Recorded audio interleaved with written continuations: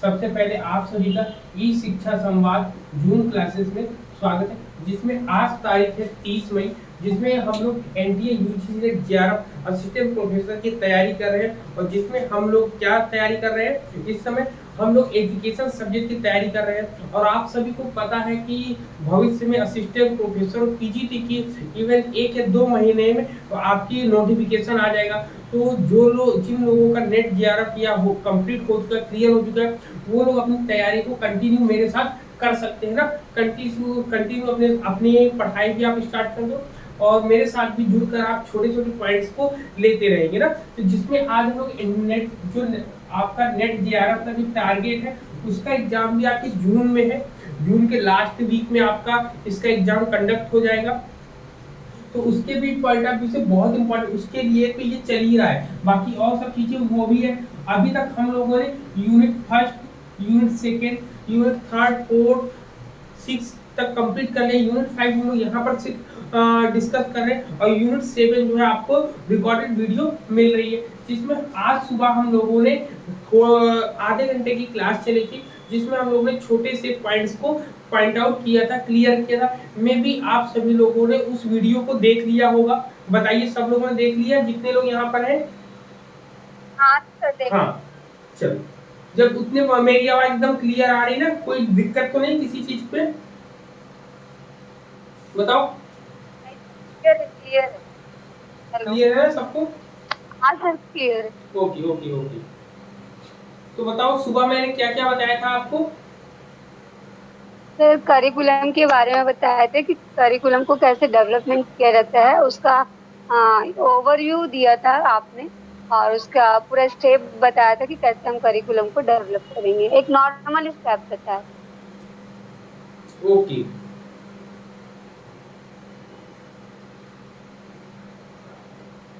हम लोगों ने वहां पर डिस्कस किया था, क्या डिस्कस किया था हम लोगों ने यहाँ पर? इससे पहले वाली क्लास में हम लोगों ने करिकुलम प्रोसेस के जो स्टेप्स होते हैं, करिकुलम का जो स्टेप होता है, सबसे पहले स्टेप्स को हम लोगों ने डिस्कस किया था। बताओ, स्टेप में हम लोग कौन कौन कौन से स्टेप थे इसमें, बताओ। स्टेप में अगर हम बात करेंगे, सबसे पहले स्टेप में हमने क्या बताया था कि जब कभी करिकुलम प्रोसेस ऑफ करिकुलम की बात करेंगे, तो उसके जो डेवलपमेंट की जो स्टेप होंगे, हिल्डा टाइबा के अनुसार, जो मैंने सुबह बताया था वो हिल्डा टाइबा के अनुसार था। किसके? Hilda Hilda Taba. Hilda Taba के अनुसार मैंने बताया था, जिसमें सबसे पहले पे नीड ऑफ डायग्नोसिस बताया था कि नीड और सबसे पहले डायग्नोस होगा, फिर फॉर्मुलेट ऑब्जेक्टिव्स होंगे आपके, ठीक है। फिर आपका क्या, फॉर्मुलेशन ऑफ ऑब्जेक्टिव्स होगा। फिर आपका थर्ड वाला सिलेक्शन ऑफ कंटेंट हो जाएगा आपका। फिर इसके बाद आपका ऑर्गेनाइजेशन ऑफ कंटेंट हो जाएगा आपका। तो ऐसे मैंने आपको टोटल 7 स्टेप बताए थे, 7 स्टेप बताए थे ना। चलो बताओ कौन कौन से थे। सबसे पहले हमने पहले पॉइंट पे डायग्नोसिस किया था, डायग्नोसिस ऑफ नीड पहले पॉइंट था। दूसरे पॉइंट हम लोगों ने क्या डिस्कस किया? दूसरे पॉइंट में था फॉर्मुलेशन, फॉर्मुलेशन ऑफ, क्या हुआ, फॉर्मुलेशन ऑफ ऑब्जेक्टिव्स, ऑब्जेक्टिव्स हम मैंने यहाँ पर बताया। फिर तीसरे पॉइंट में क्या बताया था? तीसरे पॉइंट में हम लोग ने सिलेक्ट ऑफ क्या था, कंटेंट था, कंटेंट था। फिर चौथे पॉइंट में हम लोगों ने क्या डिस्कस किया था? ऑर्गेनाइजेशन, ऑर्गेनाइजेशन ऑफ क्या था, ऑर्गेनाइजेशन ऑफ कंटेंट हो जाएगा, कंटेंट था आपका। फिर पांचवें पॉइंट बताओ क्या था? पांचवें पॉइंट में बताओ सैलरी क्या था पांचवें पॉइंट पे? हेलो, सैलरी पांचवें पॉइंट में बताओ क्या था?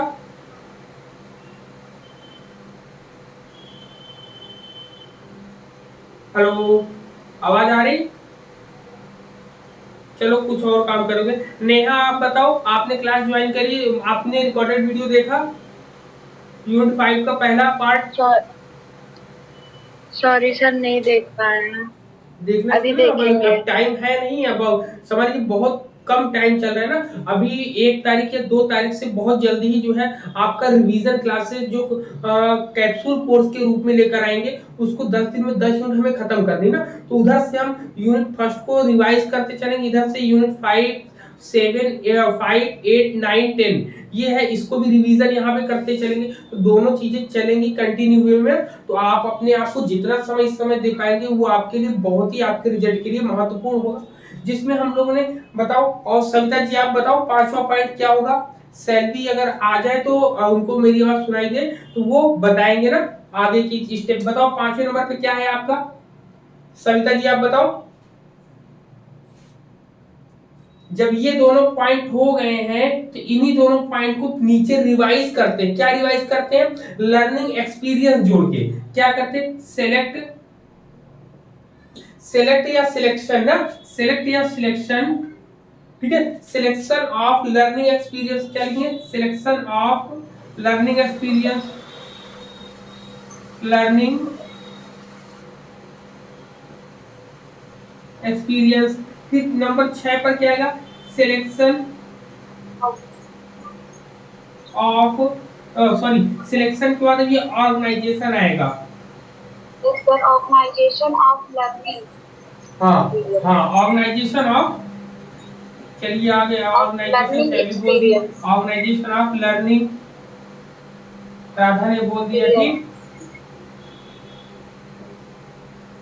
और 7वें नंबर पे है इवैल्यूएशन करते हैं, यानी इवैल्यूएशन, बिल्कुल राधा बिल्कुल सही बोल रही है।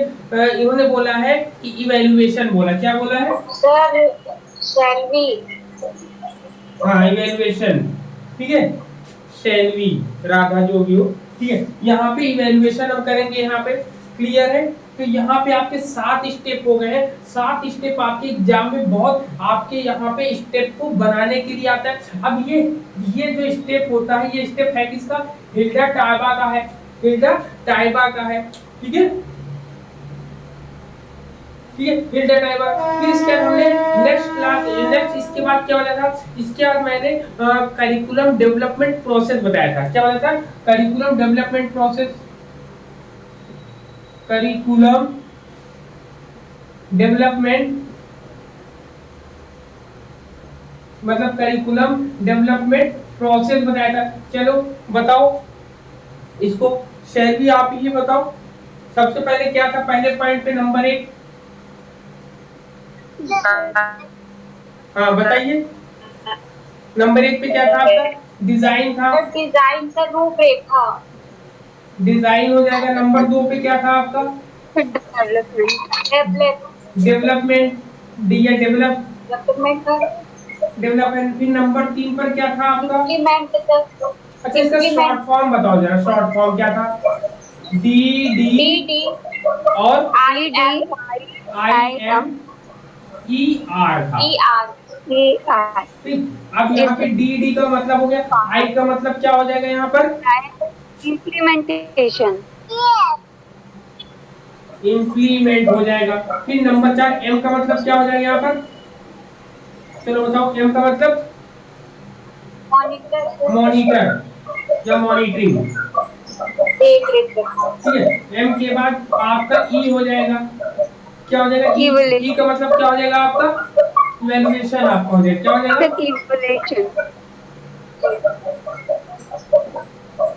इवैल्यूएशन हो जाएगा। फिर इसके बाद आपका क्या हो जाएगा, आर, आर का मतलब होता है रिव्यू, रिव्यू का मतलब पुनः परीक्षण करना या पुनरीक्षण करना। फिर इसी के साथ मैंने स्टेजेस बताए थे, स्टेजेस को क्या बताया था, स्टेजेस की बात करेंगे। स्टेजेस में मैंने क्या बताया था जरा बताओ, इसके स्टेप में सबसे पहले क्या बताया था, P P D D I, P P D D, फिर पी पी डी डी के बाद क्या था, आई, ठीक है, P P D D I हो गया। और क्या था फिर इसके बाद, ई आर आई था। अब ये पी का मतलब क्या था, पी का मतलब था आपका प्लानिंग होगा, पहला प्लानिंग है, दूसरा नंबर पे प्रिपेयरिंग है, तीसरे पे क्या होगा जरा बताओ, तीसरे पॉइंट पे डिजाइनिंग हुआ, चौथा पर चौथे पॉइंट पे डेवलपिंग हो जाएगा। फिर आई का मतलब डेवलपिंग के बाद क्या हो जाएगा? इम्प्लीमेंटिंग। इम्प्लीमेंटिंग के बाद सर क्या आएगा वैसा ही आपका? होगा, हाँ, इवोल्यूशन। इवोल्यूशन हो जाएगा, इवैल्यूएशन हो जाएगा। फिर आपका आर का रिव्यू। रिवाइजिंग या रिव्यू, रिवाइजिंग हो जाएगा, रिवाइजिंग या रिव्यू हो जाएगा ना, रिवाइजिंग। फिर आपका ये क्या हो जाएगा? आई का मतलब क्या हो जाएगा? इम्प्रूविंग। इम्प्रूविंग, हाँ इम्प्रूविंग, सुधार करना। ठीक, इम्प्रूविंग हो जाएगा हम लोगों का। क्लियर है ये पॉइंट? तो ये जो है एग्जाम में हम लोगों के एग्जाम में इसके स्टेप्स आते हैं, इनके स्टेजेस। तो अब आपको देखो, सबसे पहले हिल्डा टाबा के अनुसार करिकुलम डेवलपमेंट करने का स्टेप बताया, फिर मैंने करिकुलम डेवलपमेंट प्रोसेस कैसे चलता है वो बताया, फिर इसके बाद मैंने स्टेजेस बताए। तो मॉर्निंग वाली क्लास में बस इतनी बातों को ही हम लोगों ने डिस्कस किया था। चलिए इसको एक स्क्रीनशॉट जिसको लेना हो ले लो, फिर इसके बाद हम आगे चलते हैं। अब हम इसके बाद बेंच मार्किंग की बात करेंगे, फिर इसकी बात करेंगे, बेंच मार्किंग की बात करेंगे। चलो बेंच मार्किंग क्या होता है जरा पहले बताओ मुझे। बेंच मार्किंग का मतलब बताओ क्या होता है, किसी को पता हो कोई भी बताए। हाँ सर, जैसे कि मतलब नाम से ही क्लियर है, बेंच मार्किंग, वो उसको वो जगह स्थान दे देना, बेंच मार्किंग। और उसको देख के हम भी कोशिश करते हैं कि जैसे कि मान लीजिए कोई बच्चा है 8 घंटा पढ़ता है नेट क्लियर करने के लिए, तो और दो बहुत सारे ऐसे बच्चे हैं जिन्होंने 8 आवर्स पढ़ा और नेट को क्लियर किया, तो वो नेट को क्लियर करने के लिए जो 8 घंटा अपना दे रहे हैं, वो एक तरीके से बेंच मार्किंग की कैटेगरी में आ जाएगा। नहीं, बेंच मार्किंग इसको नहीं कहते।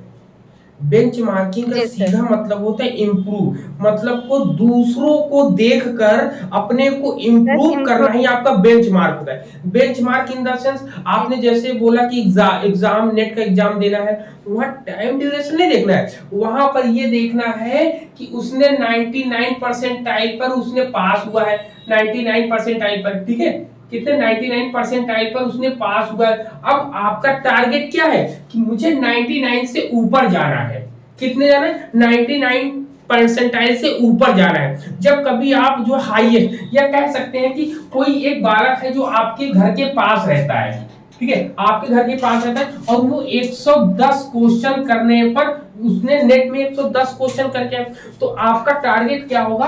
आप ये आपके मन में जब ये आ जाए कि मुझे इससे ऊपर जाना है, क्या, अब देखो, अब आपने टारगेट क्या बनाया कि आपको 110 से ऊपर जाना है, मतलब दूसरे को देखकर अपने को इंप्रूव करना ही आपका क्या हुआ? बेंचमार्क कहलाता है। आपका क्या कहलाता है? बेंचमार्क कहलाता है। इसमें क्लियर है? बेंचमार्क के रूप में बेंचमार्किंग समझ में आ रही सबको? बताओ। हेलो, हाँ, अब एक एक लोग अपने अपने तरीके से बताओ कि क्या होगी इसकी डेफिनेशन। कहता है improving our sales by learning from other, benchmarking is the, ठीक है, कह रहा है कि improving our self by learning from other, benchmarking is the process of improving performance by continuously identifying, understanding and adopting outstanding practices found inside and outside the organization. Benchmarking is an ongoing systematic means of measure and comparing the work process of an organization. मतलब क्या है कि दूसरों से सीखकर खुद को सुधार करना बेंचमार्किंग में होता है। बेंचमार्किंग में क्या होता है कि कंटिन्यूअसली, निरंतर पहचान करके प्रदर्शन में सुधार करने की प्रक्रिया को लागू किया जाता है। उसमें देखा जाता है कि संगठन के अंदर या संगठन के बाहर कोई भी ऐसी चीज, ऐसी प्रथाएं हो जिनको समझने के बाद उससे बेहतर करने का हम लोग क्या करते हैं? प्रयास करते हैं, ताकि समाज को एक शुद्ध एटमॉस्फेयर, शुद्ध कहते हैं कि प्यूरिफायर, सोशल सोसाइटी को हम लोग बनाने का प्रयास करते हैं बेंचमार्किंग के द्वारा। बेंचमार्किंग में होता है कभी किसी के साथ गलत दुर्भावना किया जाए या गलत व्यवहार ना किया जाए। इसमें आपकी एक पॉइंट आता है जो कि एग्जाम में पूछा जाता है, आपमें आता है कि इसमें सबसे इंपॉर्टेंट क्या चीज है। तो इसमें आपको एक शॉर्ट कीवर्ड देते हैं IUA, ठीक। ये इसकी सबसे इंपॉर्टेंट और की पॉइंट है इसका कि बेंचमार्किंग जब कभी पूछेगा तो क्या करेंगे, सबसे पहले हम लोग क्या करेंगे, आइडेंटिफाई करेंगे। बेंचमार्क अगर आपको कोई किसी दूसरे को देखना है तो देखने के लिए सबसे पहले क्या करोगे, सबसे पहले आइडेंटिफाई करोगे, ठीक है। क्या करेंगे, आइडेंटिफाई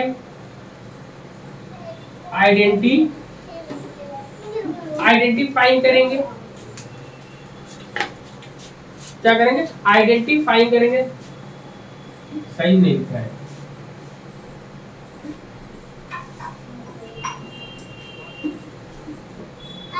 आइडेंटिफाइंग का मतलब होता है पहचान करना। क्या होता है, पहचान करेंगे। फिर करते हैं ये यू का मतलब क्या होता है, अंडरस्टैंडिंग। हाँ, अंडरस्टैंडिंग।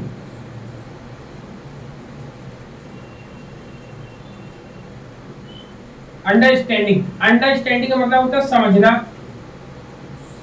फिर समझना होता है। फिर ए का मतलब क्या होता है, जब समझ लिया तो फिर क्या करेंगे, एडॉप्टिंग करेंगे। क्या करेंगे, अडॉप्ट करेंगे, एडॉप्टिंग एनालिसिस करके इसका एनालिसिस एडॉप्टिंग करेंगे। एडॉप्टिंग का मतलब क्या होगा, उसको क्या करेंगे, एडॉप्ट का मतलब उसमें स्वीकार करेंगे, उसको अपना लेंगे। क्या करें, उसको अपना लेंगे, वही स्वीकार अपना लेंगे, अच्छी बातें होंगी हमारी। अब देखिए, अब सबसे पहले इसकी सबसे इंपॉर्टेंट यही 3 पॉइंट होते हैं कि सबसे पहले जब कभी हमें बेंचमार्क बनाना होगा तो हम देखेंगे ना कि बेंचमार्क अपने आसपास से देखेंगे क्या चीज ऐसी है जिसको हम कर सकते हैं। बेंचमार्क का मतलब होता है कि हम अपनी रेंज से बाहर हम जाके प्रयास करें। हम कहते हैं कि सेफ जोन में जब कभी रहते हैं तो हम लोग अपने सेफ जोन में रहकर अच्छा परफॉर्म नहीं कर पाते। क्यों, क्योंकि सेफ जोन में है तो कोई परेशानी है नहीं, लेकिन जब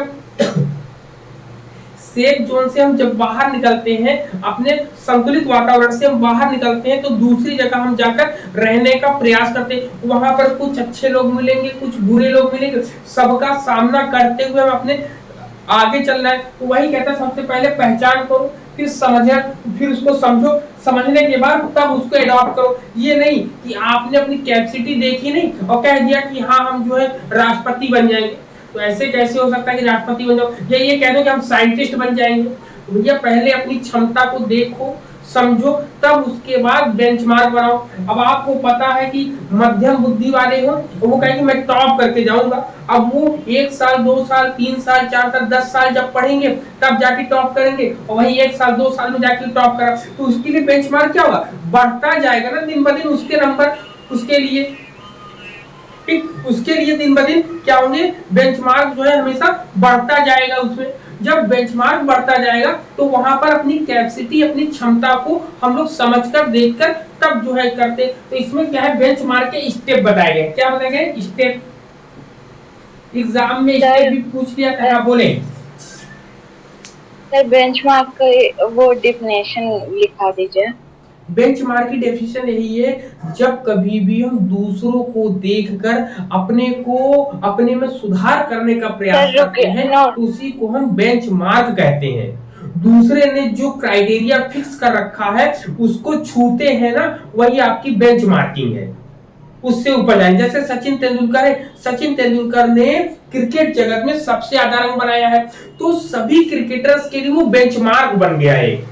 क्या बन गया, बेंचमार्क बन गया है कि उनको देखकर लोग अपने को इंप्रूव करना चाहते हैं। अमिताभ बच्चन है, अमिताभ बच्चन ऐसी कैटेगरी में है कि उन्होंने एक बेंचमार्क स्थापित कर दिया है। उन्होंने एक स्तंभ स्थापित कर दिया, ये ऊंचाई का।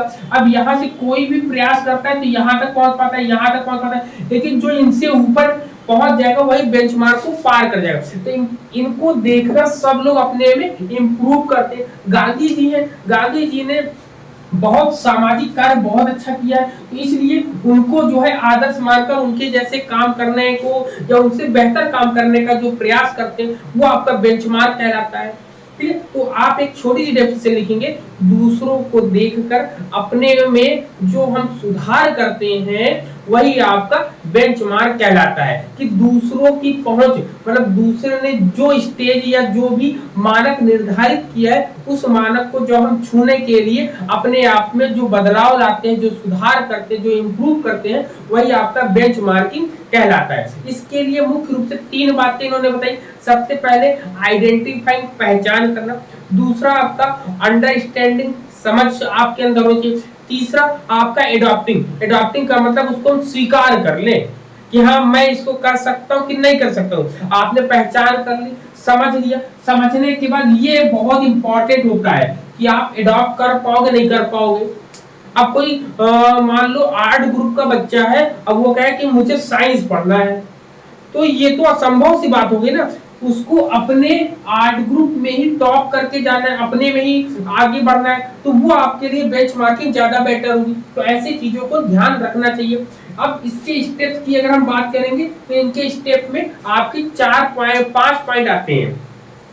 ठीक है, 5 पॉइंट कौन कौन से आते हैं बताओ जरा, किसी को पता है? नहीं सर, अभी याद नहीं है। अभी याद नहीं, अभी तुरंत आएगा याद आपको सभी को। सबसे पहला हम लोग क्या करते हैं, कभी भी कोई भी काम करेंगे तो सबसे पहले प्लानिंग करेंगे। क्या करेंगे? सबसे पहले प्लानिंग करेंगे।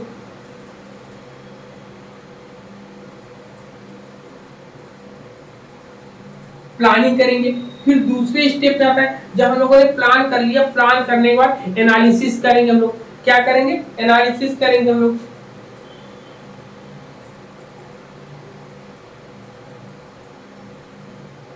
एनालिसिस करेंगे हम लोग। ठीक है, एनालिसिस करने के बाद तीसरे पॉइंट में जाएंगे, तो तीसरे पॉइंट में कहते हैं इंटीग्रेशन। क्या होता है? आई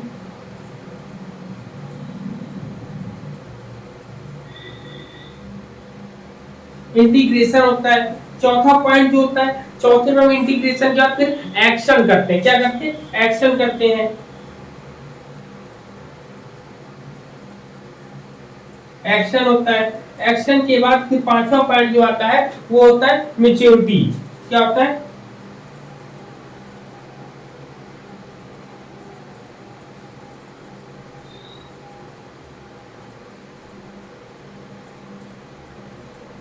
ठीक, मैच्योरिटी होती है आपकी। ठीक है, ये आपके इतने स्टेप होते हैं, 5 स्टेप होते हैं जो एग्जाम में आपके पूछे जाते हैं।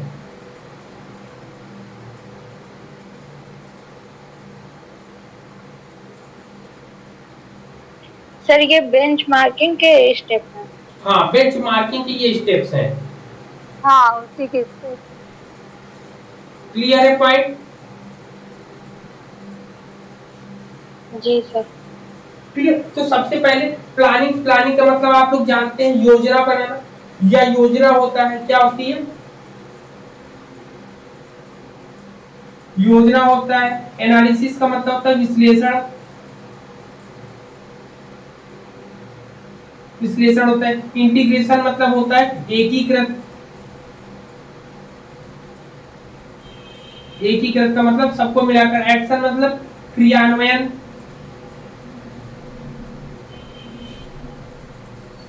या क्रिया। मैच्योरिटी मींस क्या होता है आपका? मैच्योरिटी क्या लिखेंगे? परिपक्वता।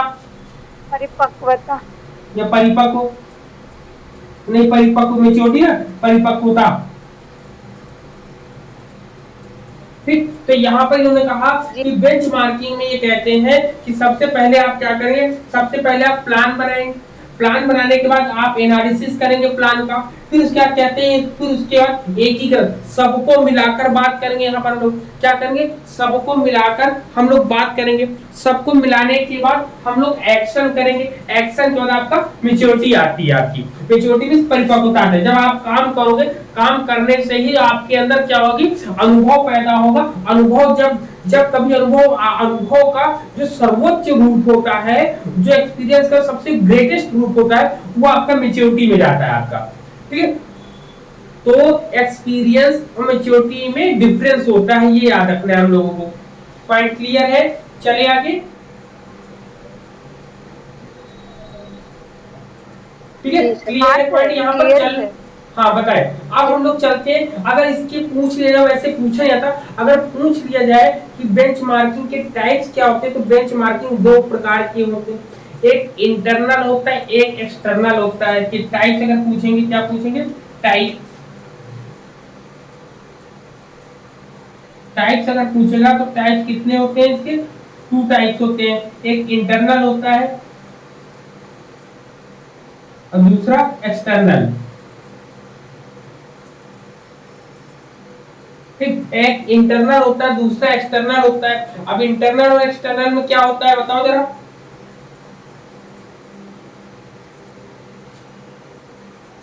अब इसमें क्या होता है, ये इसके की पॉइंट्स को जान लो। इंटरनल में क्या होता है कि इसमें कहता है कि अपने परफॉर्मेंस को इंप्रूव करना होता है। कहते हैं टास्क हो, कहते कोई टास्क ले लो, कोई टास्क आपने बना लिया, अब टास्क को रख कर क्या, टास्क को देखते रहना, टास्क को हमेशा दिन रात सोचते रहना, उसी के बारे में करना। तो टास्क को रख कर अपने परफॉर्मेंस को क्या करेंगे, अपने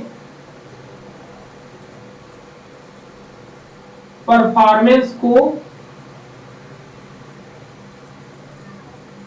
इंप्रूव करना। ठीक है, ये आपका इंटरनल कहलाता है कि यहाँ पर अपने लिए हमने एक टास्क तैयार कर लिया, उस टास्क को धीरे धीरे हम लोग कंप्लीट करते हैं। टास्क कैसे, जैसे देख लिया कि हाँ भैया, एक भैया है हमारे बगल आईएएस बने हैं, उनसे मैंने बात करी, तो जब हमने जाना कि आईएएस जो है 1 दिन में या 2 दिन में नहीं बना है, उन्होंने काफी समय से इसके लिए प्रयास किया, तो उन्होंने जैसे जैसे बताया, तो हमने छोटे छोटे टास्क अपने लिए तैयार कर लिए। जब छोटे छोटे टास्क तैयार करके हम काम करते हैं, वो आपका इंटरनल में आता है। लेकिन एक्सटर्नल में क्या अंतर होता है, एक्सटर्नल में आपसे कहता है कि इसमें जो है अपने टारगेट खुद बनाना है, टास्क नहीं बनाना है बल्कि टारगेट बनाना है। क्या क्या लिखेंगे, अपने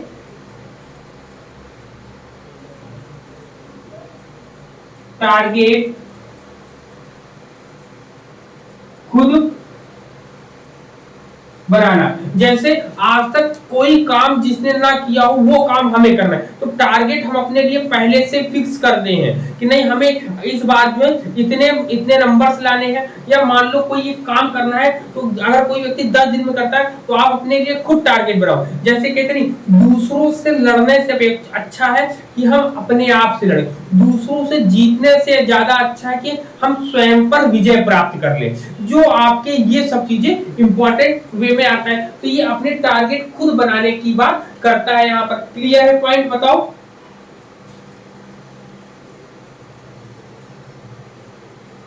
हेलो,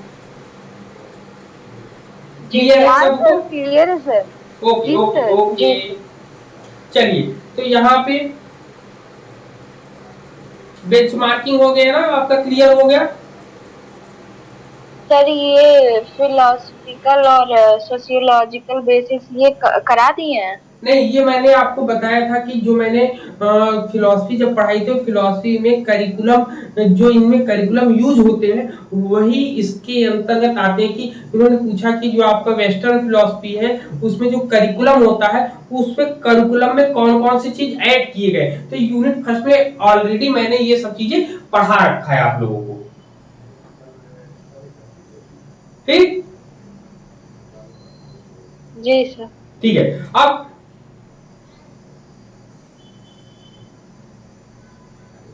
अब यहां पर ये आपका कंप्लीट हो गया, ठीक है ना, पूरा का पूरा आपका कंप्लीट हुआ कि नहीं हुआ, यहाँ पर बताओ। आपके ये हो गया। अब ये कहते हैं कि यूनिवर्सिटीज के रोल क्या है यहाँ पर। अब यूनिवर्सिटीज के रोल से पहले बेंचमार्किंग में ही आपके कई बेंचमार्क आते हैं आपके, ठीक है, बेंचमार्किंग से रिलेटेड आपके कई पॉइंट्स यहाँ पर आते हैं आपके, ठीक है। तो कई संस्थाएं हैं, उन संस्थाओं से रिलेटेड आप कहते हैं, जैसे इसमें यूजीसी एंड यूनिवर्सिटी से रिलेटेड जो भी पॉइंट्स आते हैं उनके पॉइंट्स यहाँ पर कहता है। तो इसमें सबसे पहले जो एग्जाम में पूछा आता है वो आपका पूछा आता है स्वॉट। सबसे पहले SWOT स्वॉट पूछा जाता है कि स्वॉट का फुल फॉर्म क्या होता है, ठीक है। एग्जाम में ये आता है कि स्वॉट क्या होता है, स्वॉट का फुल फॉर्म क्या होता है। फिर इसके बाद आपका आता है, इसको साफ करें, इसको साफ कर दे, फिर एक साथ बताए सब। जी हाँ जी ये सर। लिख लिए सर, लिख चलो ठीक। ये जितने भी पॉइंट्स हम लोग पढ़े ना, एग्जाम में 100% पूछे ही पूछे जाते हैं, कहीं से जाने ही नहीं है। याद रखो, हर यूनिट से आपके 9 क्वेश्चन बनने हैं, और जो एक एक क्वेश्चन बचता है वो जाके आपका अनसीन पैसेज में जाकर मिल जाता है। ठीक है, तो वो अनसीन पैसेज जाके तो 9 क्वेश्चन हर यूनिट से मिलेंगे, और प्रत्येक यूनिट के प्रत्येक पार्ट से आपसे मतलब सेक्शन ए से 3, सेक्शन बी से 3, सेक्शन सी से 3, सेक्शन डी से 1 या 2, तो ऐसे मिक्सअप करके वो आपसे पूछते हैं। तो सबसे पहले हम बात करेंगे शॉर्ट की। ठीक, शॉर्ट, शॉर्ट मींस क्या होता है? SWOT, इसका फुल फॉर्म आता है। हिंदी में याद करने की जरूरत नहीं है, क्योंकि हिंदी में आप परेशान होंगे, इसलिए इंग्लिश में आप याद रखेंगे तो ज्यादा बेहतर होगा।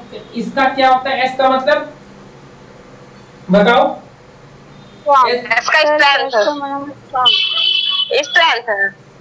एस का ओस अपॉर्चुनिटी, डब्ल्यू से वीकनेस। हाँ, डब्ल्यू से वीकनेस, ओस अपॉर्चुनिटी, और टी से थ्रेट। स्ट्रेंथ होती है STRENGTH, स्ट्रेंथ होती है आपकी। फिर आपका फिर क्या होता है? स्ट्रेंथ मतलब होता है मजबूती। फिर डब्ल्यू मींस क्या होता है? वीकनेस आपकी होती है। क्या होता है आपका? ओस अपॉर्चुनिटी हो गया।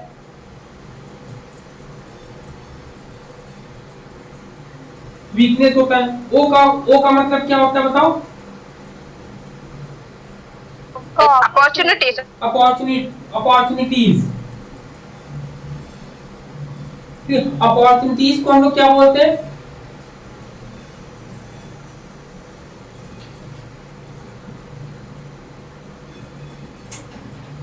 अपॉर्चुनिटीज होता है। और टी का मतलब क्या होता है आपका?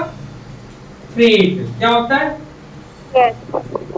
थ्रेट। तो एग्जाम में जो क्वेश्चन पूछा जाता है, एग्जाम में इसके फुल फॉर्म को पूछा जाता है आपसे। ठीक है, क्या पूछा है? इसके फुल फॉर्म के बारे में पूछा था कि इसका फुल फॉर्म क्या होगा। ठीक है, स्वाट के बारे में जब पूछते हैं तो स्वाट से जब रिलेटेड बात आती है कि स्वाट होता क्या है, तो कहते हैं कि as per the abbreviation goes, it can be elaborate as strength, weakness, opportunities and threats। मतलब कहते हैं संक्षेप में अगर इसे हम विस्तृत रूप में बताया जाए तो जो ताकत होती है, जो कमजोरी होती है, जो अवसर होती है, और थ्रेट्स में होता है, अगर हम कहें थ्रेट्स में धमकी तरीके से मान लो कि सबसे पहले ताकत आपको देखी जाएगी, फिर आपकी कमजोरी देखी जाएगी, फिर आपको अवसर कितने दिए जा रहे हैं वो देखे जाएंगे, और फिर लास्ट में जो होता है कि आपको इससे कितने डर है, किन चीजों से आपको भय है, उन सब चीजों के बारे में बात करते हैं यहाँ पे। कि हम लोगों ने एक सिलेबस को डेवलप किया, सिलेबस को डेवलप करने के बाद हमने बेंचमार्क बताया। अब बेंचमार्क में आपको मजबूती देखनी है, इसको कहते हैं मजबूती या शक्ति। फिर ताकत देखेंगे, शक्ति, वीकनेस मतलब कमजोरी। फिर अपॉर्चुनिटीज में होता है अवसर, और थ्रेट में होता है भय। ठीक है, या इसी को धमकी होती है, कहीं कहीं धमकी पढ़ने को एग्जाम में आपको मिल सकता है। ठीक है, क्योंकि ट्रांसलेट होता है। तो ये होता है कि जब कभी हम बेंचमार्क बनाते हैं तो बेंचमार्क के शॉर्ट का जब प्रयोग करते हैं, सबसे पहले अपनी स्ट्रेंथ देखते हैं, फिर अपनी वीकनेस देखते हैं, फिर हमें कौन कौन से अवसर दिख रहे हैं वो देखते हैं, फिर हमें देखते हैं कि अवसर मिलने के साथ साथ हमें डर या किस चीज से डर है कि अगर कोई ऐसा काम करे तो हमें उसमें जो है जोखिम उठाना पड़े, प्रॉब्लम हो जाए हम लोग को। तो ये होता है। फिर इसके आता है चेम्स आता है आपका। क्या आता है? चेम्स आता है। चेम्स के बारे में पढ़ा है, डिस्कस कर ली है, तो वहीं पर आपको का अभी सर। हाँ बोलिए सर शॉर्ट को क्यों यूज करते हैं, किस चीज के लिए, किसमें? शॉर्ट को बेंचमार्किंग के पॉइंट ऑफ व्यू से यूज करते हैं। जब कोई बेंचमार्क हमें बनाना होता है तो बेंचमार्क में ही हमें शॉर्ट पढ़ने को मिलता है। क्या होता है? सबसे पहले अपनी हम स्ट्रेंथ, पावर को देखेंगे, फिर हम अपनी वीकनेस को देखेंगे। भाई अगर हमें कोई काम करना है, बेंचमार्क मैंने बना लिया, तो बेंचमार्क में क्या क्या चीजें आपकी चीजें आएंगी, उन चीजों में बताता है। सबसे पहले स्वॉट आता है। स्वॉट के माध्यम से आप अपनी मजबूती, आपकी जो ताकत है वो देखते हैं, आपकी जो कमजोरी है वो देखते हैं, आपको कौन कौन से अवसर मिलेंगे वो देखते हैं। सभी को आवाज आ रही, सैलवी को आवाज आ रही है? हाँ सर, आ रही आवाज, आ रही है सर आवाज। सैलवी को नहीं आ रही, आवाज नहीं बोली तू। हेलो हेलो हेलो, हाँ आवाज आ रही है आपको? हाँ सर आवाज आ रही है। ठीक, ओके। तो यहाँ पर शॉर्ट की जो बात कर रहे थे, शॉर्ट का प्रयोग हम इसीलिए करते हैं कि आपका, फिर इसके बाद कहीं कहीं आपको एक एक वो आता है फुल फॉर्म के लिए, तो फुल फॉर्म में भी बता दें। आपका एक आता है ए, ठीक है, क्या आता है? ACU। ACU का फुल फॉर्म क्या होगा बताओ जरा, किसी को मालूम है? बताओ। एसोसिएशन, एसोसिएशन, फिर और क्या होगा? Association of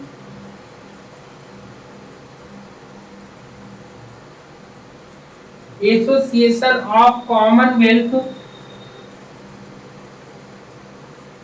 Commonwealth universities.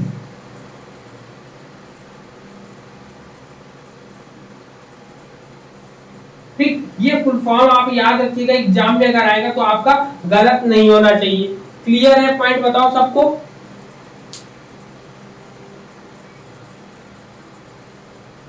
Clear है बताओ?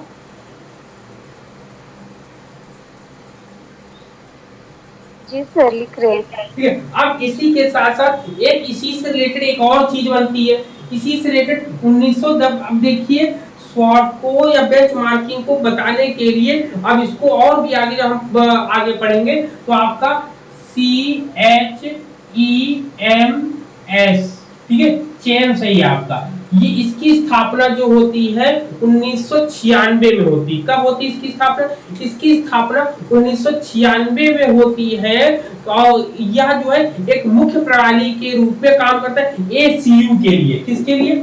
ACU के लिए मुख्य प्रणाली के रूप में काम करता है। इसमें क्या होता है? इसमें कहता है कि विश्वविद्यालयों के लिए एक अंतरराष्ट्रीय विश्वविद्यालय प्रबंधन बेंचमार्किंग क्लब लॉन्च किया गया, जो कि राष्ट्रमंडलों से संबंधित। कहता है in 1996 commonwealth higher education management service, जो चेम्स का मतलब है ये,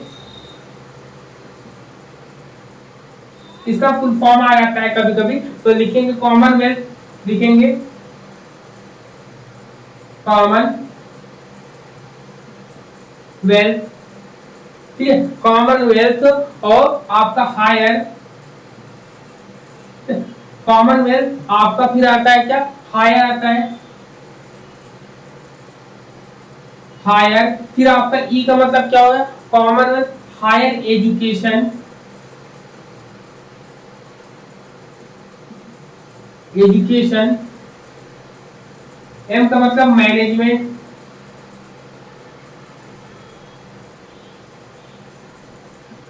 मैनेजमेंट। और इसका मतलब क्या हो जाएगा? सर्विस। क्या हो जाएगा? सर्विस होता है आपका, ठीक है। क्या बोलेंगे? कॉमनवेल्थ उच्च शिक्षा, उच्चतर शिक्षा प्रबंधन सेवा, ठीक है। हिंदी में आप ऐसे लिख लेंगे, हिंदी में ज्यादा जरूरत नहीं, आप इसको ऐसे ही लिखोगे तो आपको ज्यादा ये यूजफुल ज्यादा आपके लिए होगा। अब ये सब जितने भी बेंचमार्किंग क्लब, कहते हैं कि यूनिवर्सिटी मैनेजमेंट बेंचमार्किंग क्लब के रूप में इसका जो है प्रयोग किया गया था। फिर अब क्वेश्चन आ जाएगा कि यूनिवर्सिटी मैनेजमेंट बेंचमार्किंग क्लब के रूप में किसको यूज किया गया? इंटरनेशनल रूप में। क्वेश्चन क्या आएगा? एक क्वेश्चन आपका आएगा ACU के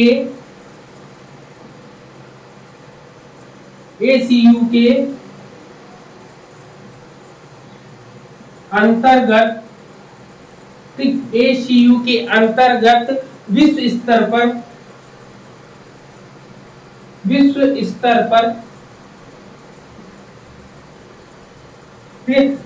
स्तर पर विश्वविद्यालय या विश्व स्तर पर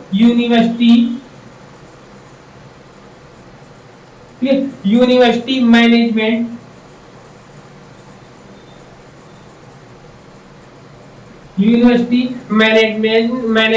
बेंचमार्किंग क्लब।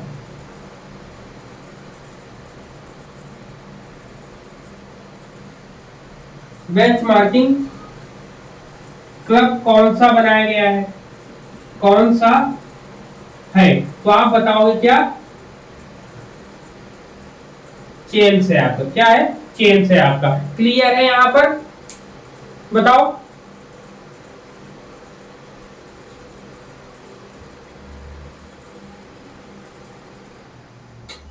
हेलो, सबको क्लियर है यहाँ पर चेम्स के बारे में? एग्जाम में कल यही आता है आपका। सर, हाँ, सर बोले। इसका वो लिख दीजिए ना, सन लिख दीजिए, ये चेम्स का सन लिख दीजिए ना। हाँ हाँ हाँ, जो कि आप बहुत सही रहेगा ना।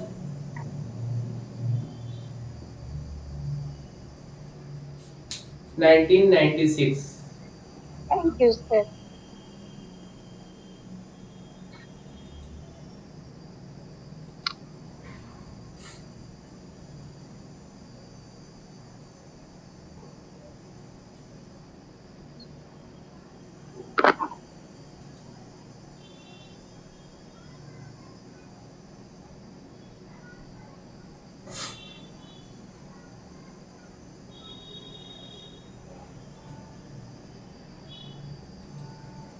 लिख लिया सब लोगों ने? बताओ। जी सर। लिख लिया? आगे चले? जी सर। हाँ जी चलो, सर, लिख अब लीजिए। देखिए यहाँ पर अब यूजीसी और एनसीटी का क्या रोल है उसके बारे में बात करेंगे हम लोग।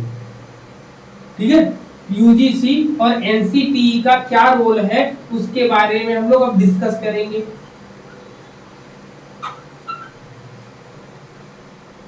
तो ये बताओ, यूजीसी और एनसीटी ने मिलकर करिकुलम के लिए क्या बताया था? कोई एक पॉइंट बताओ जो बहुत इंपॉर्टेंट है, जो बहुत महत्वपूर्ण है। कहते कि role of national level statutory body UGC NCT and university in curriculum development, मतलब राष्ट्रीय स्तर के सांविधिक निकायों की भूमिका पाठचर्या विकास में यूजीसी, एनसीटी और विश्वविद्यालय, मतलब यूजीसी और एनसीटीई और आपका यूनिवर्सिटी, इन लेवल्स पर करिकुलम के लिए क्या एस्पेक्ट है, क्या भूमिका है, कि इस पर हम लोग को डिस्कस करना है। ठीक है, चलो बताओ। सबसे पहले अगर हम बात करेंगे यूजीसी की, तो सबसे पहले बताओ यूजीसी की स्थापना कब होती है भाई?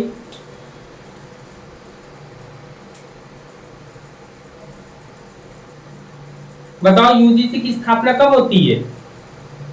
किसी को याद है? 1956। क्या बोले? 61। 1956। 1956। लेकिन अगर इसकी कहानी की बात करेंगे, सबसे पहले इसकी बात 1945 में करी गई। सबसे पहली बार यूजीसी का गठन जो है 1945 में किया गया। भारत के स्वतंत्र होने पर पहले वर्ष के दौरान 1947 में ये प्रस्ताव रखा गया। ठीक, प्रस्ताव रखा गया। जब प्रस्ताव रखा गया तब अगस्त 1949 में यूजीसी विश्वविद्यालय द्वारा, जो विश्वविद्यालय आयोग जो बना ना, विश्वविद्यालय द्वारा 1948-49 का शिक्षा आयोग बना। क्या 1948-49 का जो शिक्षा आयोग था उससे इसको अनुमति मिली 48-49 में। अब 48-49 में कौन सी आयोग, कौन सी कमेटी बनी थी, जरा बताओ मुझे। मैं पढ़ा रखा हूं ना, बताओ जरा। राधा कृष्ण। भारत जब हमारा आजाद हुआ तो पहली कौन सी थी? राधा कृष्ण। राधा कृष्णन। हाँ, राधा कृष्णन आयोग थी। ठीक, ठीक है। तो यहाँ पर ये थी। अब इसके बाद जब हम इसकी बात करेंगे, जब इतनी चीजें हो गई तो इसका कहता है कि 1952 में सरकार ने एक फैसला लिया कि विश्वविद्यालयों को दिए जाने वाले सभी अनुदान यूजीसी द्वारा संचालित हो। मतलब कि भारत सरकार ने ये कहा कि भाई जितने भी यूनिवर्सिटीज है सबको पैसे दिए जाते ना, किसी एक ही जगह से दिया जाए।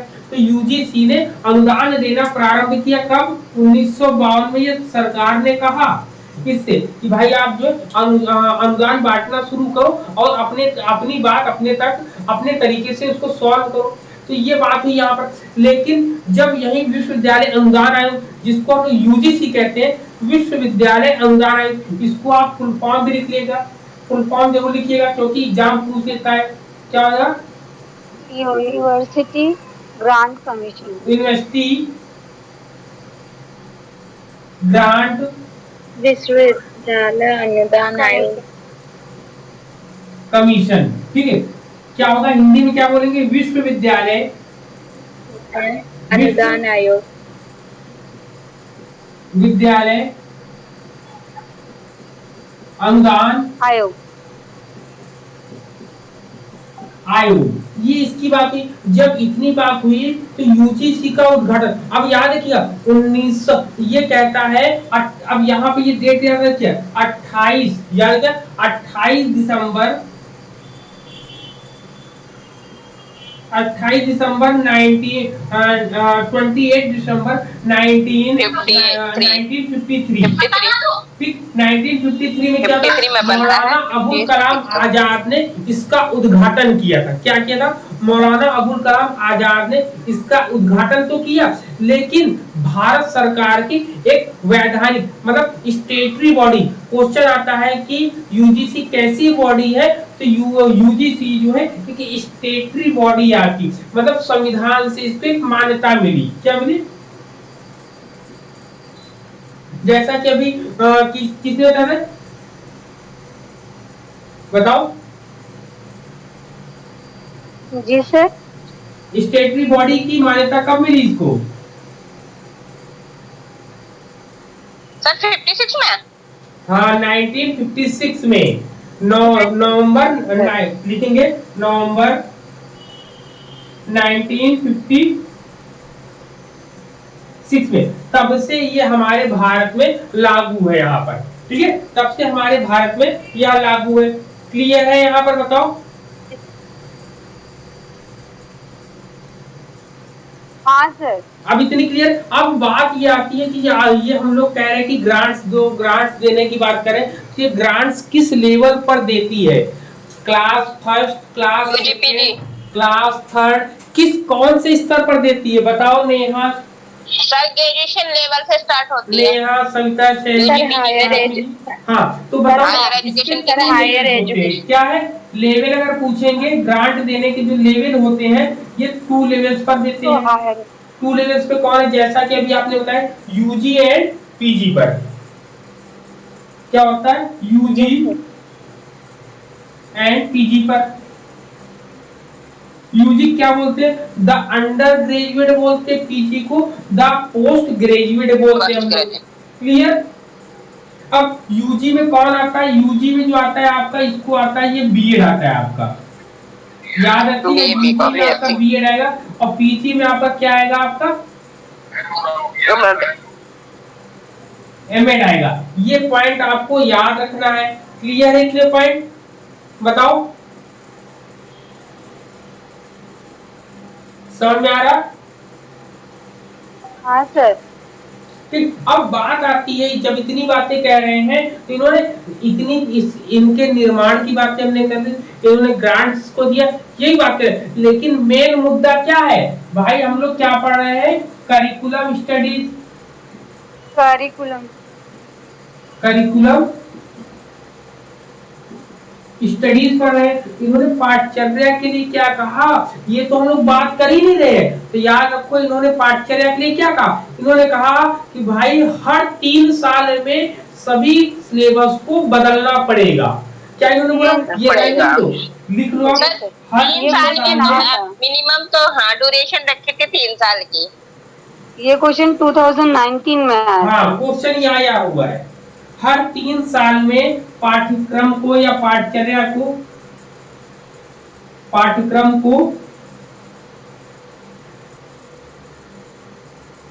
चेंज करना, ठीक है, चेंज करना है। ठीक, ये पॉइंट्स नोट करना, एग्जाम में अगर पूछ लेगा तो आप बता सकते हैं। इसी के साथ इन्होंने और क्या किया, इन्होंने सीबीसीएस बताया था। क्या होता है CBCS, choice based credit system, CBCS. फिर ये भी इन्होंने बताया था क्या होता है चॉइस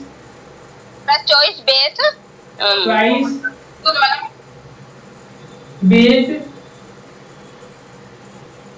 क्रेडिट सिस्टम। ठीक है, choice based credit system. Sir first paper में इसका क्वेश्चन आने लगे हैं सीबीसीएस से रिलेटेड। हाँ बिल्कुल बिल्कुल, सभी आपके जितने एजुकेशन जितना आप पढ़ते हो ना, सबसे वहां कहीं ना कहीं पूछ लेता घुमा फिरा के। ठीक है, तो यहाँ पर ये हो जाता है, सीबीसीएस के बारे में आप लोगों ने जान लिया। अब इसमें और क्या होता है,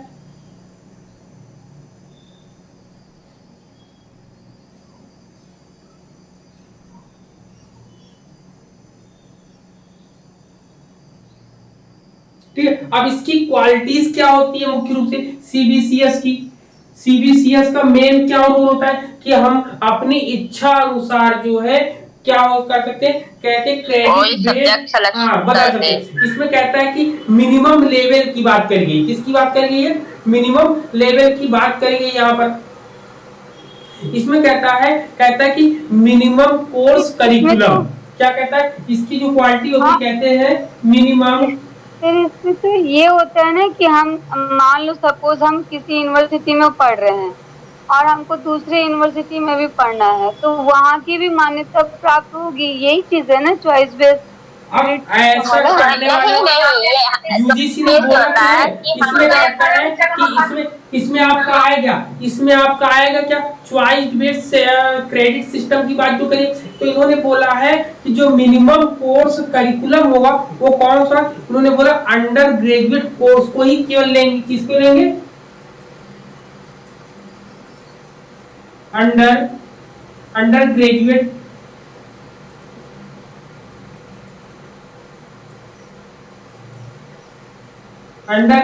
कोर्स को ही केवल लेंगे। ठीक है, कि यहाँ पर स्नातक स्तर पर जो चीजें होंगी उसको ही लेंगे यहाँ पर। और इन्होंने कहा दूसरा पॉइंट, इन्होंने जो की पॉइंट बताया, इन्होंने कहा कि एलिजिबिलिटी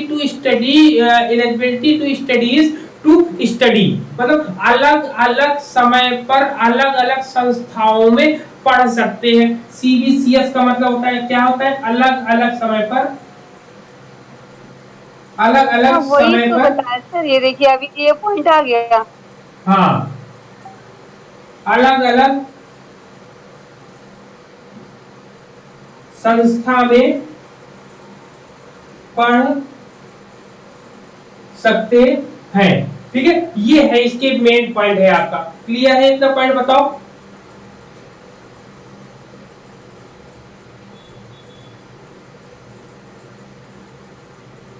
डाउट्स क्लियर है सबके, बताइए भाई। हाँ सर, यही चीज हम बोल रहे थे, थर्ड पॉइंट आप लिखे ना, उसी चीज को हम बोल रहे थे। हाँ, कि अगर मान लीजिए हम इस यूनिवर्सिटी में पढ़ रहे हैं, हाँ यूनिवर्सिटी में पढ़ रहे हैं और हमको वहाँ पे सुविधा नहीं है या हमको समझ में नहीं आ रहा, तो हम दूसरे यूनिवर्सिटी में भी एट ए टाइम पढ़ सकते हैं और उसका वो वहाँ ज्वाइन रहेगा, इसीलिए कहा गया है चॉइस बेस्ड क्रेडिट सिस्टम। हाँ, इसीलिए इसको कहा इसको जो है कानपुर यूनिवर्सिटी जो हमारा लॉस नहीं होता उसमें, हमारे ये ग्रेड जो है ना नेक्स्ट यूनिवर्सिटी में मिल जाते हैं। हाँ, अभी इसको जो है लागू कहाँ बोले सर, ये नहीं समझ में आ रहा, जैसे क्या नहीं समझ में आ रहा, बताओ। जैसे हम एक यूनिवर्सिटी में पढ़ रहे हैं तो हम वहाँ चीजें मुझे नहीं समझ में आ रही हैं, तो हम दूसरे यूनिवर्सिटी में एडमिशन लेंगे या फिर जाके वहाँ पढ़ेंगे नॉर्मल। जैसे इसमें इन्होंने बोला है, जैसे आपको एक संस्था में नहीं, आपके जहां पर आप पढ़ रहे हो वहां के टीचर अब परमानेंट है, गवर्नमेंट कॉलेज है, वहां से टीचर को हटा के रख तो सकते नहीं, क्योंकि टीचर अपनी तरफ से बहुत बेस्ट पढ़ाता है, लेकिन आपने रिपोर्ट करी कि मुझे नहीं समझ में आ रहा है, तो वहां से एक लेटर बनेगा और आपको इस संस्था से हटाकर वहां पर पढ़ाई के लिए भेज दिया जाएगा कि जाइए आप वहां पर अपने सिलेबस को कवर करिए पूरा का पूरा। जैसे इन्होंने बोला है, इन्होंने कहा कि छात्र जितने क्रेडिट का सामना कर सकते हैं उतने क्रेडिट ले सकते हैं। मतलब ये जो होता है यहाँ पर संयोजन होता है, मिलन होता है कि आप मान लो आपको किसी संस्था में इकोनॉमिक्स अच्छी पढ़ाई जा रही, फिजिक्स अच्छी नहीं पढ़ाई, मतलब इकोनॉमिक्स आप पढ़ रहे, कोई और सब्जेक्ट जैसे विज्ञान है या और भी छोटे छोटे चीजें, वो चीजें आप नहीं पढ़ पाते हो, तो वही सीबीसीएस के छात्रों को अलग अलग समय पर अलग अलग संस्थाओं के में अध्ययन करने के लिए दिया जाता है कि आप तो रहो, रजिस्ट्रेशन तो आपका रहेगा एक ही यूनिवर्सिटी में, लेकिन आप अलग अलग जगह पर जाकर अपनी पढ़ाई को कंप्लीट कर सकते हो। जैसे मान लो आपके पास 4 सब्जेक्ट हैं, तो चारों सब्जेक्ट के आप 4 संस्थाओं में जाकर आप क्लासेस अटेंड कर सकते हैं। ठीक, जैसे एग्जांपल आपको दे, आपने एडमिशन मेरे यहाँ लिया, आप मेरे यहाँ भी पढ़ रहे हो, दूसरे यहाँ आपने एडमिशन नहीं लिया, मैंने उनको कह दिया भैया आप मेरा एक स्टूडेंट जाएगा हिंदी आपके यहाँ पढ़ेगा, तो हिंदी जाके आपने पढ़ लिया। फिर मैंने कहा कि चलो एक जगह और बात करते हैं, गणित पढ़ना है, गणित के लिए मैंने बात कर लिया। तो ऐसे ही सीबीसीएस है कि आपको फ्लेक्सिबिलिटी होगी सीखने में, समझने में। क्लियर है पॉइंट? हाँ जी सर, जी ठीक, थैंक यू सर। हाँ, अब यही एनसीटी क्या करता है, एनसीटी की स्थापना की बात बताओ जरा, इसको सॉल्व करते हैं फिर एनसीटी के बारे में बात करते हैं। बताओ एनसीटी की स्थापना कब होती है?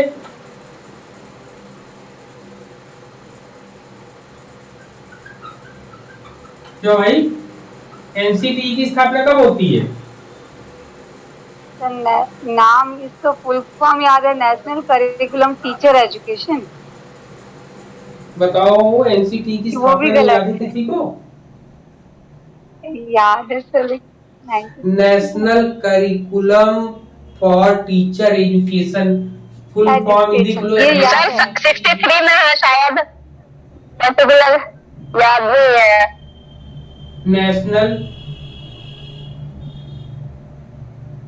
National curriculum for teacher. अब असिस्टेंट प्रोफेसर में या पीजीटी में ऐसे क्वेश्चन आ जाएंगे तो क्या करोगे?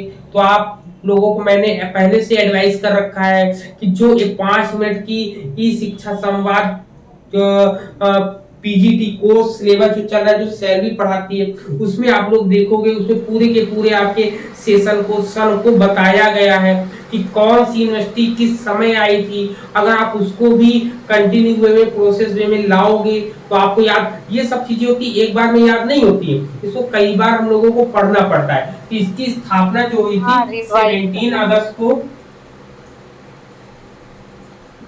और यहाँ पर सन क्या होगा? अब आपको ऑप्शन दे रहा है 1993, फिर आपको कह रहा है 1973, फिर आपसे कह रहा है 1983, फिर आपसे कहता है 19 आपका 53। अब आप बताओ, ये 4 ऑप्शन है और आपको पास या फेल होने के लिए ये आपके दांव पर लग गया।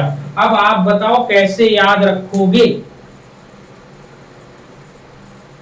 अब आपको इसकी कहानी याद होगी तो आपको याद रहेगा कि सबसे पहले 1973 ईस्वी में एनसीटीई जो है केंद्र एवं राज्य सरकारों की सलाह के निकाय के रूप में था, जिसमें शिक्षक शिक्षा से संबंधित मामलों को सल्टाया जाता था, निपटाया जाता था। ठीक है, लेकिन 1993 में, या कहें कि 1993 नवंबर में इसकी आगे बात हुई, लेकिन वास्तविक रूप में वैधानिक इसको जो जिम्मेदारियां वह जो है कह सकते हैं कि इसको जो है सही तरीके से रिस्पॉन्सिबल या वैधानिक तरीके से इसको जो मान्यता दी गई थी वो दिया गया था 17 अगस्त 1995 को। कब दिया गया था? 195 यहाँ लिख लो, मैंने लिखा नहीं था, 95 लिख लो, तो ये 17 अगस्त 1995 था आपका।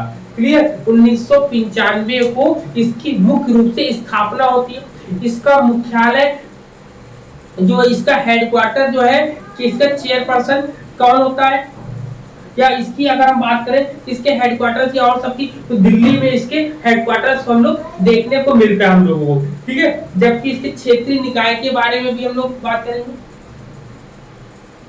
बताओ कितना पॉइंट्स क्लियर हुआ। ये सन याद रखना, अगर सन नहीं याद रखोगे तो भाई आपको समस्या हो जाएगी।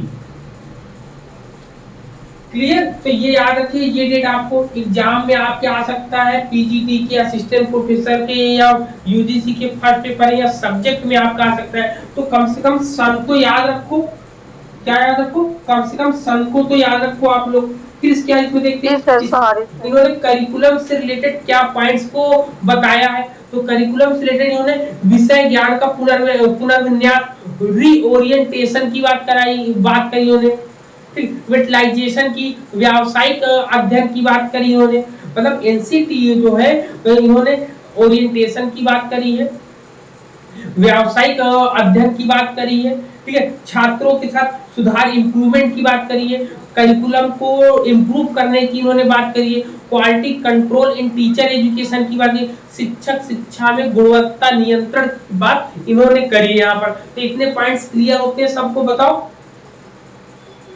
ठीक है। अब यूनिवर्सिटी ने भी क्या किया, यूनिवर्सिटी ने भी अलग अलग, यूनिवर्सिटी का जो रोल होता है, यूनिवर्सिटी ने भी कहा क्या किया है कि करिकुलम को एक अलग, जैसे आप बीए में जाते हो तो बीए में भी आप जो छोटे छोटे आपको सिलेबस मिलते हैं कि हिंदी, संस्कृत और जितने भी विषय हैं उन सबको हम लोग पढ़ते हैं। यूनिवर्सिटी लेवल बीए है आपका, बीएड है, या आपका बीए एमए जो हम लोग करते हैं, स्नातक, परा स्नातक उसको बोलते हैं। तो उसमें हम लोग देखते हैं ना ये सब पॉइंट्स को, बताओ क्लियर है? इतने पॉइंट्स आप सभी को बताइए। जी सर। हाँ तो ये है आपका, इतने पॉइंट्स हम लोगों ने आज डिस्कस कर लिए। तो यहाँ तक हम लोग डिस्कस किए। अब नेक्स्ट क्लास आपकी कल होगी और रात को 8:30 बजे आपका क्वेश्चन पेपर वाला जो है सेशन जो होगा वो होगा आपका ना यूट्यूब पर लाइव होगा, और सभी लोग जुड़ा करो, क्योंकि आप लोग को चाहे जितना हम थ्योरीज पढ़ा दे, क्वेश्चन पेपर सॉल्व करना नहीं सीखोगे तो कोई मतलब नहीं है इतने दिन की मेहनत का ना, कोई मतलब नहीं है। तो आपकी मेहनत और मेरी मेहनत दोनों बेकार जाएगी, उसका कोई मतलब नहीं बनेगा। तो इसलिए आप लोग जो है इसको जरूर जुड़िएगा। हाँ बोलिए अब आप लोग। सर यूनिवर्सिटी में मतलब हम ग्रेजुएशन और पोस्ट ग्रेजुएशन, बीएड, एमएड इसी को रखते हैं ना, इसी के करिकुलम। हाँ बीएड नहीं होता यूनिवर्सिटी में, नहीं यूनिवर्सिटी लेवल होता है सारा। देखिए यूनिवर्सिटी में सब कुछ मिला जुला होता है ना, यूनिवर्सिटी में कैसे भी नहीं होता है मैडम, सब होता है। बीएड का होता है यूनिवर्सिटी में, यूनिवर्सिटी में ब्रॉड सेंस क्योंकि यूनिवर्सिटी में आपके यूजीसी और एनसीटी के रूल्स फॉलो किए जाते हैं, लागू किए जाते हैं, उनको इम्प्लीमेंट किया जाता है हम लोगों का। सर बीएड होता है यूनिवर्सिटी में ना? हाँ यूनिवर्सिटी में बीएड होता है। सर कैंपस में होता है बीएड, यूनिवर्सिटी कैंपस में। हाँ यूनिवर्सिटी के ऊपर डिपेंड करता है कि वो उसको लाए या ना लाए, हर यूनिवर्सिटी का अलग अलग। क्योंकि हमारे यहाँ यूनिवर्सिटी में कैंपस में नहीं है बीएड, एमएड है नहीं है ना, होता है वो बीएड। और देखिए यूनिवर्सिटी का मतलब होता है विश्वविद्यालय। विश्वविद्यालय में आपके BA, BEd, MA, MEd, BSc, B pharma, D pharma जितने भी हैं सब चीजें आपकी आ जाती है इंस्टीट्यूट में ना, वो यूनिवर्सिटीज उनको देती है पूरा। क्लियर है? अब जैसे कोई भी सेंट्रल यूनिवर्सिटी में जाओ तो वहां पर ढेर सारे कोर्स आपको पढ़ने को देखने को मिलते हैं। ठीक है, चलो तो अब हम लोग मिलेंगे नेक्स्ट क्लास शाम को 8:30 बजे वाले में, जिसमें लोग पीवाईक्यू सॉल्व कर रहे हैं रिसर्च से रिलेटेड। और रिसर्च अगर आप सॉल्व करते हैं तो आपका फर्स्ट पेपर और जो है सब्जेक्ट दोनों कवर होता है। ठीक है, दोनों पेपर आपके कवर होते हैं। मैंने मैथमेटिकल पोर्शन भी आपको पूरे कंप्लीट बता दिए, सब कुछ बता दिया है। आपके जो बड़े बड़े जो सिलेबस थे वो कंप्लीट हो गए, छोटे सिलेबस इधर चल रहे हैं, उधर रिवीजन भी कुछ दिनों में स्टार्ट कर दिए जाएंगे। ठीक है, चलिए अब कल सुबह 6 बजे क्लास होगी आपकी ना सर। एग्जाम कब तक हो सकता है? सॉरी 6 बजे नहीं, आपकी क्लासेस आपकी 6:30 बजे से हम क्लासेस रखेंगे ना, 6:30 बजे से आपकी क्लासेस रहेंगी, जिसमें आप अच्छे तरीके से मोबाइल लेके बैठे थे सर, सुबह मोबाइल लेके ही बैठे थे, लेकिन पीड़ा काची नहीं किए क्योंकि वहाँ 7 बजे दिया था। चलिए कोई बात नहीं, अब उसके वाला हो गया जो वाक्य। और दरअसल मेरे ध्यान में हम 4 बजे उठे थे और मेरे ध्यान में था कि हम 6 बजे ही क्लास लेंगे, लेकिन जो है 7 बजे मैंने शेड्यूल में डाल दिया और मेरे ध्यान भी नहीं रहा, और मैंने 6 बजे क्लास कंडक्ट करी तो उसमें आधे घंटे बाद मुझे याद आता है। सर मतलब एक ही यूनिट दोनों टाइम चलेगी ना, सुबह शाम? सुबह शाम नहीं, सुबह शाम दोनों एक ही यूनिट चलेगी, तभी तो जल्दी खत्म कर पाएंगे हम उसको। जी सर, इसीलिए पूछ रहा। हाँ, और आप लोग क्वेश्चन पेपर को प्रैक्टिस करते रहो, रिवीजन करते रहो, ठीक है? आपका सिलेबस कंप्लीट हो जाएगा। सिलेबस कंप्लीट होने में बड़ी बात नहीं है, बात है आप कितना याद कर पाते हो, कितना रिवाइज करके कर सकते हैं आप लोग ना। सर वो जो रिसर्च का है और साइकोलॉजी का, उसका प्लेलिस्ट बना दीजिए, उसमें बड़ी कंफ्यूजन हो जाती है ढूंढने में। हम सब्सक्राइब किए लेकिन उसका प्लेलिस्ट नहीं बना, फर्स्ट का बस बना है। उसको करते हैं, आज रात देखते हैं, बैठकर समय मिलता है तो जरूर कर देते हैं उसको ना। कई लोगों ने मुझसे बोला ये बात, हम उसको करते हैं बैठकर, ठीक? चलिए ठीक है, हम लोग शाम को 8:30 बजे मिलते हैं। तब तक के लिए सभी को जय हिंद। जी।